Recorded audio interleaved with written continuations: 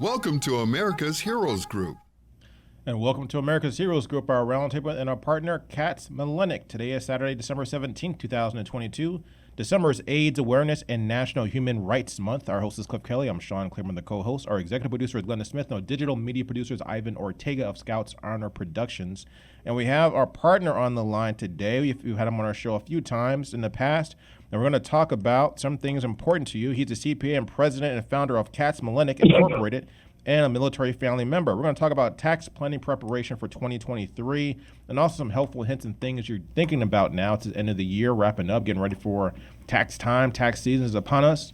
How you doing, Mr. Milanec? Oh, I'm doing all right. Definitely want to share with you listeners, some important information we got to talk about. It's a great time to plan for your taxes, and tax filing season is right around the corner, so a lot to talk about. Yeah, the thing is, like, a lot of people don't think about planning for taxes. Usually when we think about taxes, we think of it at the end of the tax season, when reality is we can probably do a little better if we think about our taxes ahead of time. So not thinking about when you're going to file your taxes in February or April, some people in January, but what are you going to do in January to prepare you for the next year? So thinking about 2023, give us some helpful hints of what we can do to prepare for really what we're talking about is 2024. Well, even in December right now, you still got some time to plan for 2023, which is the 2022 filing season. And one of the things I would say is really big is you need to, if you are someone who is a business, and that includes everyone in the gig economy, by the way. So if you're driving Uber, Lyft, Instacart, what have you, if you're doing any of those things, you are in fact a business. They just didn't tell you that. So if you're operating under your Social Security number, that's typically about the worst way you can possibly operate. Consider incorporating. Consider what would be the best tax structure for you. In most cases, that's going to be an S corporation because it's going to eliminate the self-employment tax that you would have as a self-employed individual operating under your Social Security number. It also eliminates any sort of corporate level tax. So if that's something you need help with, definitely you can give us a call, 708-914-8220. We can help you out with that. And there's also, if you are in business, another thing you want to consider at this time of year is whether or not you're going to purchase any new items. Especially this year, 100% bonus depreciation is actually expiring at the end of this year. So if you want to participate in 100% bonus depreciation, you have to buy it by the end of the year to be able to get that deduction. It's not going to be available next year. Next year it goes down to 80. Year after that down to 60, then 40, then 20. Wow. So tell us some other things. So what are some of the things that people oftentimes overlook when they're filing their taxes or trying to get some deductions at the last minute? So you talked about some things we can do in December. So December 31st, so most of the things you can do are pretty much expired. But what are some things is there anything you can do after December 31st that might affect your 2022 taxes when you file in 2023? There actually are a couple of things. They're mostly geared toward saving. The IRS allows you as an individual to contribute to an individual retirement account and a health savings account up until April 15th of the following year and have it count for a prior year contribution. So if you have a high deductible health plan and you haven't opened up a health savings account and you go into your tax filing next year and you don't like what the numbers are, if you have some money that you can throw into a health savings account, you could do that. Also, if you have some money that you could throw into a retirement account, you could put that in there as well. Both of those become tax deductible, and then therefore you pay less in taxes because you have less taxable income when you go to file your tax return. And then isn't there another tax benefit there for certain people that make under a certain amount of income? If they put money into an IRA, do they get a special savings or a special credit? There's a non-refundable retirement savings tax credit.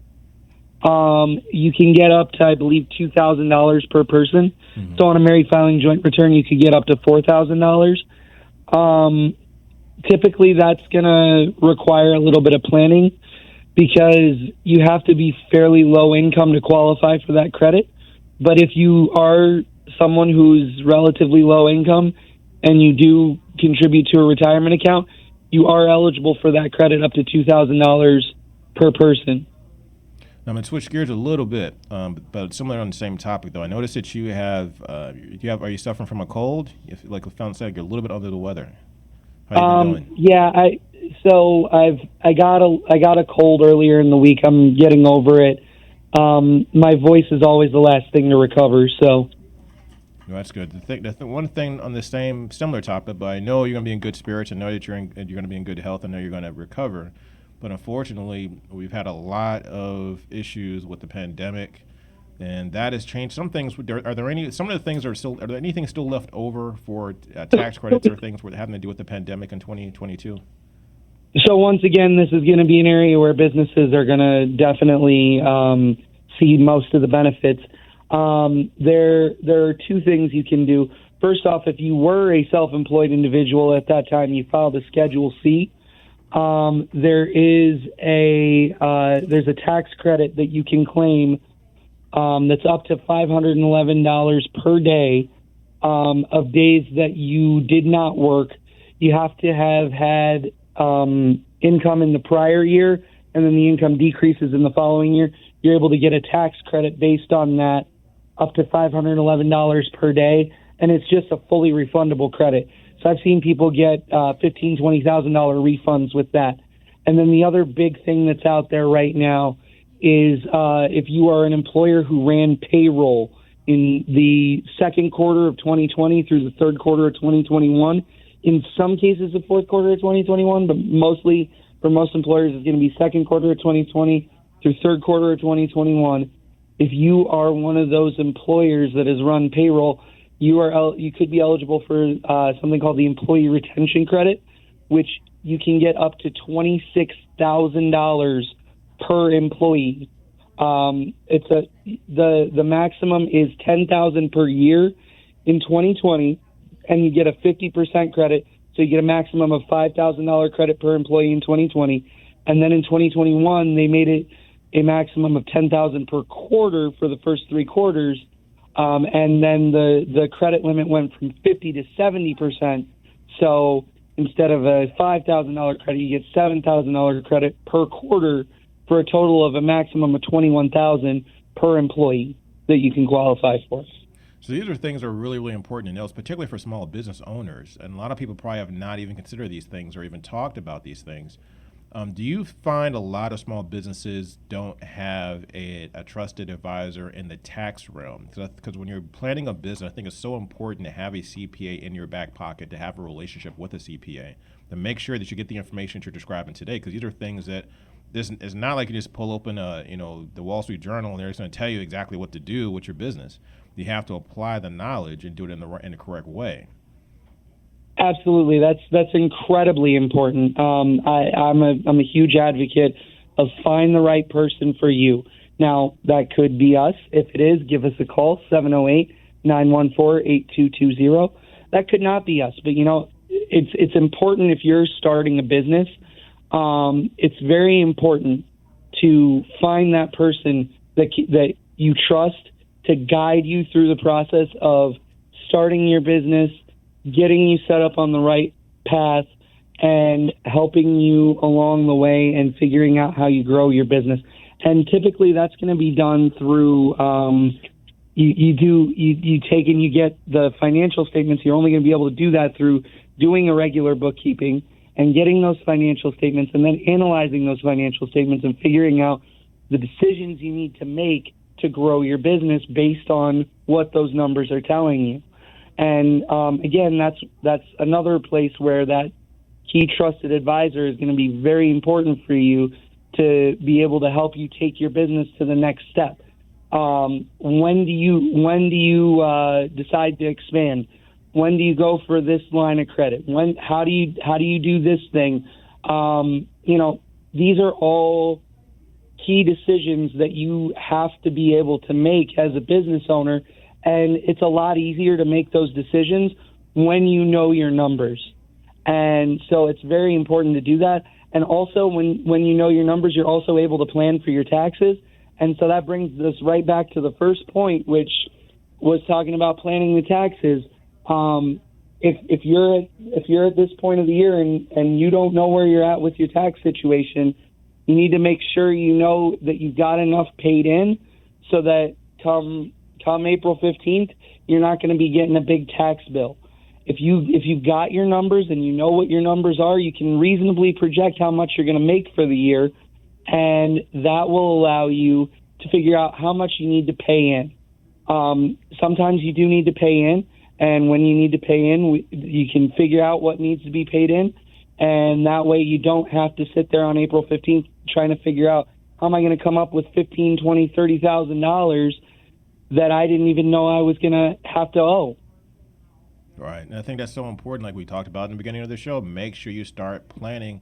So for the late starters or the people that maybe procrastinated, reach out, make a relationship with a trusted CPA. The CPAs are so critical for small business, particularly even high net worth individuals. Even if you don't necessarily own a business, but you're a high net worth individual, make sure you have a CPA who is answering your tax questions and help guide you to keep Uncle Sam out of your back pocket. That's so important. It's critical. Absolutely, it is. Absolutely, because even like you mentioned, high net worth people. One thing a lot of people want to do nowadays is take traditional IRAs and convert them to Roth IRAs. Well, how do you do that?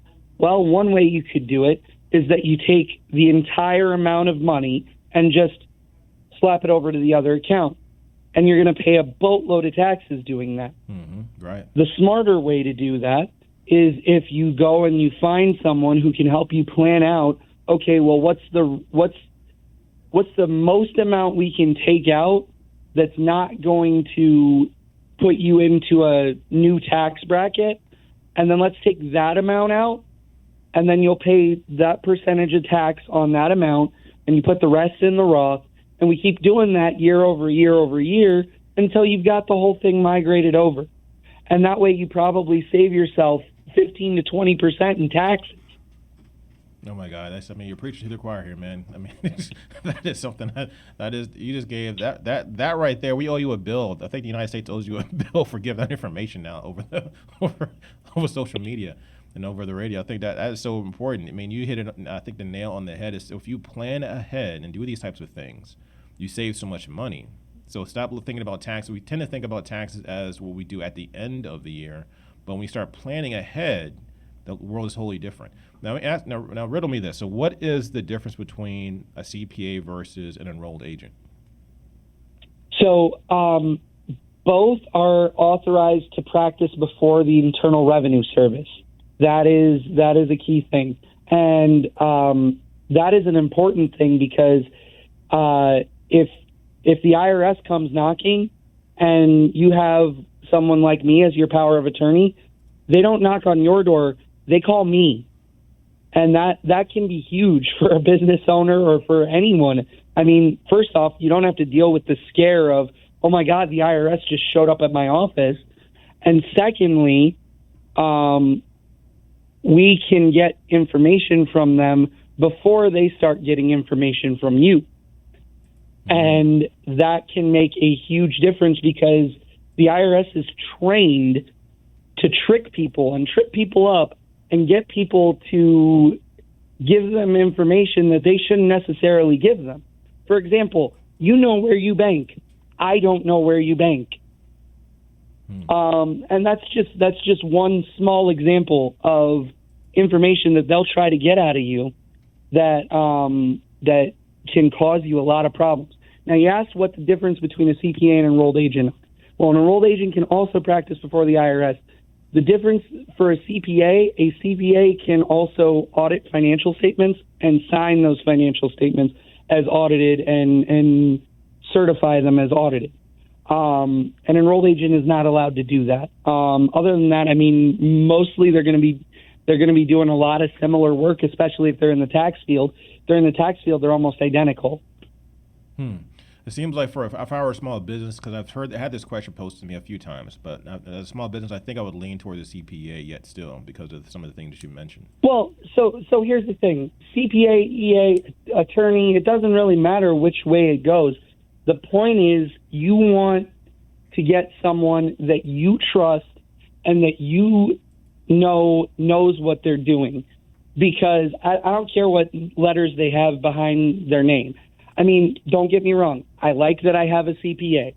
I am very grateful that I have a CPA, and I use it to the fullest extent that I can. And you worked hard to get it. It's something that you earned. Yeah, absolutely. But at the same time, not all CPAs are created equal. So you don't go to the foot doctor to get your head fixed, right? Mm-hmm. So similarly, you need to make sure that the CPA that you pick understands your business, because I can tell you there's a lot of people out there with the letters CPA behind their name that they're just going to check the boxes and fill out the forms and say what you owe according to the government, and that's it. They're not going to help you plan. They're not going to help you be that trusted advisor and guide you and help you grow your business and take your business to the next level. That's what we want to do at Katz Milanec. Give us a call, 708-914-8220. Wow, it's really critical. I think you brought up some really important points. Now, on the same topic of illnesses and what's happened since the pandemic, God help us all, but we've overcome a lot of that. However, in the aftermath, we've lost a lot of people in the last few years since the pandemic has hit. The death toll was the highest it's been in, I think, over a century in 2020. And we still have a lot of people that are passing on from the residents. It's over 10 million now, right? Yeah. So the thing is that people are receiving inherited funds. So we're getting a lot of money that's being rolled over from IRAs to them. They're inheriting these things or inheriting assets. But a lot of people are confused about what they pay taxes on and what they don't pay taxes on. We talk about annuities, we talk about IRAs, we talk about just cash and stocks and bonds and things like that, stepped up cost basis, all this stuff. Can you kind of give us a quick rundown as what they need to think about if they're inheriting funds or inheriting an estate, what they need to think about when they plan for their taxes? Yeah. So first off, so there's actually two factors here. Okay. The first one is the one that everyone thinks of, which is the big scary inheritance tax form. I think it's called a 706. It might be a 709. It's one of the two. The other one's the gift tax form. So the inheritance tax form is the one. If you have assets over $11 million, you pay taxes on the overage of the $11 million. Or in the case of married couples, $22 million. Now, life insurance proceeds are the only thing that I'm aware of that are actually excluded from that portion of things. Mm-hmm. So if you have life insurance proceeds, that's just completely not taxable. You just get that. But everything else is subject to an $11 million or $22 million asset threshold. After that, you pay inheritance tax on it. What most people don't think about, though, because they don't typically have to deal with that. Most people don't have to deal with an $11 million threshold or anything like that. When they find out it's $11 million, they're like, oh, well, there's no way it's going to exceed that, so everything's good. Well, not so fast, because let's say Dad's house was left to you, and now you have to rent it, and you rent it out for 6 months, and then you sell it. Okay, well, that house generated over $600 of income now. So now you have to file an estate income tax return, a Form 1041. You also have to make sure that the final year return of the decedent is filed. So, for example, if somebody dies this year, you have to file a 2022 tax return for them. If they die in January, you have to file a 2023 tax return for them, unless they don't have a filing requirement because of income limitations. But if you then inherit assets that that produce income, you then have to make sure you pay the estate income tax return. You have to make sure you file the estate income tax return. And typically you're going to want to send the proceeds through to the individuals on a K-1, because otherwise you're going to be paying trust tax rates, and those are the highest tax rates in the country. You're not lying. So you gave us some great information. I wish I could ask you some more questions. Got tons of stuff I wanted to get into. We'll save that for next time. Keep this in your back pocket. Next time when you come back, I'm going to ask you the question about when you inherit assets. In that same conversation, when you inherit assets, when do they use the date of receiving the asset? Because this is an important question. The date the person passed away versus the date that you actually received. I can give that answer real quick. It's the date of the death of the decedent. All right, perfect. There we go. And so there we go. So Katz Milanec, CPA, president and founder of the Katz Milanec Incorporated, and a military family member. We appreciate your time and all the things you've given us today. Always a pleasure. Thanks for having me on. This is America's Heroes Group. We'll be right back.